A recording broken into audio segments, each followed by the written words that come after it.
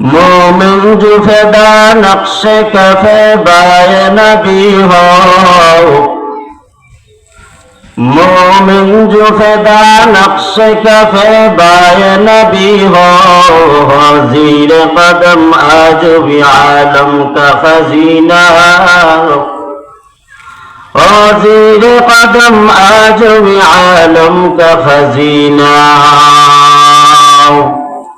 गर सुन्नत नबवी की करे पैरवी उम्मत, गर सुन्नत नबवी की करे पैरवी उम्मत, तूफान से निकल जाएगा फिर इसका सफीना, तूफान से निकल जाएगा फिर इसका सफीना। आशिक हो मेरा दर शहंशाह दो आलम, आशिक हो मेरा दर शहंशाह दो आलम, मशकों से ज़ियादा मुबारक जिसका पसीना, मशकों से ज़ियादा मुबारक जिसका पसीना।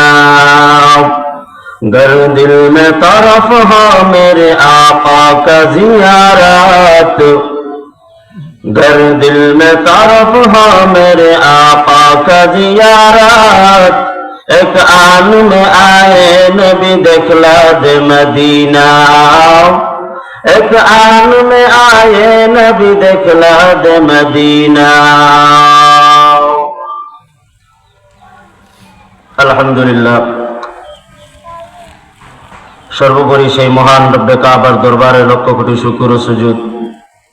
আজকের ঐতিহ্যবাহী কর্তৃক আয়োজিত আগ্রিপাড়া যুব সমাজের উদ্যোগে 24শে ডিসেম্বর রোজ মঙ্গলবার আয়োজিত আজকের মাহফিলের সম্মানিত নাহায়েব কাবিল সদরে ইজলাস উস্তাদুল মুকাররম অত্র এলাকার সূর্য সন্তান হযরত আগ্রিপাড়ি হুজুর দামাত বারাকাতুহুম এবং ডান পাশে বসা আমাদের মাতার সরে তাজ হযরতুল আল্লাম আল্লামা শাইখুল হযরত হুজুর দামাত বারাকাতুহুম।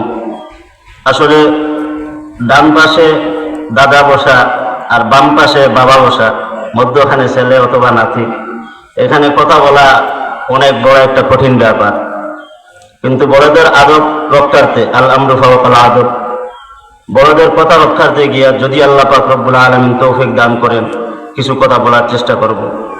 তো প্রথমে সেই মহান মালিকের দরবারে শুকরিয়া জ্ঞাপন করছি, যে মহান মালিক আমাদেরকে এই ফিতনার জামানায় দুনিয়ার সমস্ত কাজকর্ম থেকে ফারেক করে এনে আল্লাহ ওয়ালাদের মজলিস, তওবা কবুলের মজলিস, গুনাহ মাফের মজলিসে আসার এবং বসার তৌফিক দান করেছেন এবং আমি গুনাহগারকে কিছু কথা বলার তৌফিক দান করেছেন।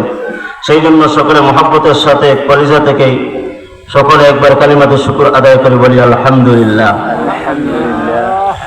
আপনারা যে আলহামদুলিল্লাহ আওয়াজ দিয়েছেন, এই আওয়াজ দিয়ে মনে হয় না কোনো জায়গায় যদি কেউ ভিক্ষা খুঁজতে চায় এই আওয়াজ দিয়ে ভিক্ষা পাইবে বলে আমি আশা করি না। অত্র এলাকা আগ্নেয়গিরি এলাকায় যদি রাত্র 3টার সময় যদি ডাকাত ঢুকে, যেই বাড়ির মধ্যে ডাকাত ঢুকলো ওই বাড়ির লোকজন যদি বলে ডাকাইতেইছে রে ডাকাইতেইছে, এরকম ভাবে যদি আওয়াজ দেয়, কি বুঝেন এই আওয়াজ দ্বারা তার ঘরের মানুষ ঘুম থেকে সজাগ হবে? হবে না। তার পাশের বাড়ির মানুষও সজাগ হবে না। দেখা গেল আওয়াজ চলে দেওয়ার কারণে, আওয়াজ আসতে হওয়ার কারণে তার জানেরও নিরাপত্তা নাই, মালেরও নিরাপত্তা নাই, ইজ্জতের নিরাপত্তা নাই। কিন্তু এই মানুষটাই যখন আবার বলবে ডাকাইতেইছে রে, এরকম ভাবে যদি একটা বড় আওয়াজ দেয়, অত্র এলাকার যারা আছে যাদের কানে আওয়াজ পৌঁছাবে, যাদের কাছে যত ধরনের অস্ত্র আছে তাড়াতাড়ি নিয়ে এসে বলবে ডাকাত কোথায় ধরো। এখন ফলাফল কি দাঁড়াইলো? বলে আওয়াজ আসতে দেওয়ার কারণে দেখা যায় জানের হেফাজত নাই। যখন এই বান্দা আওয়াজ জোরে দিয়ে দিল দেখা যায় জানের হেফাজত, আওয়াজ জোরে দেয় তারা দেখা যায় তার মালের হেফাজত, আওয়াজ জোরে দেয় যেখানে দেখা যায় তার নারীদের ইজ্জত হেফাজত।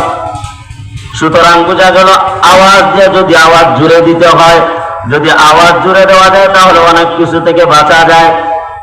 ঠিক তদ্রুপ ভাবে আমাদের ওই জায়গায় একজন আছে, সেও তার কাছেও এই আওয়াজ দ্বারা তাকে আমরা সরাইতে পারবো না।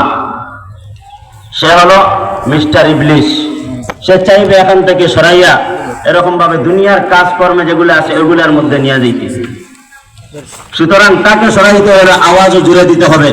শাহজালাল মুজাররদ ইয়ামানি রহমতুল্লাহ আলাইহি যখন সিলেটের জমিনে আসলেন, কোন ধরনের অস্ত্র নাই সাথে, একমাত্র আওয়াজ আল্লাহু আকবারের ধ্বনিতে দেখা যায় রাজা গোলকমিন্দর 7 তলা বিল্ডিং ভাঙ্গে চুরমার হতে দেরি হয় নাই। আজকে সেই মুসলমান আমরাও, সেই কালিমার মুসলমান আমরাও, সেই নবীর উম্মত আমরাও, কিন্তু আমাদের জিকিরের কারণে, আমাদের আল্লাহু আকবারের আওয়াজের কারণে আজ পর্যন্ত কোন হিন্দু অথবা কোন বিধর্মীকে কাঁপতে দেখি নাই। কেন? বলে আমার ইমানে দুর্বলতা আছে। সেজন্য সকলে ইমানে আওয়াজ দিয়ে সকলে উচ্চ কণ্ঠে একবার বলি আলহামদুলিল্লাহ। এইবার মোটামুটি হইল। এবার আসেন আমি আপনাদের সামনে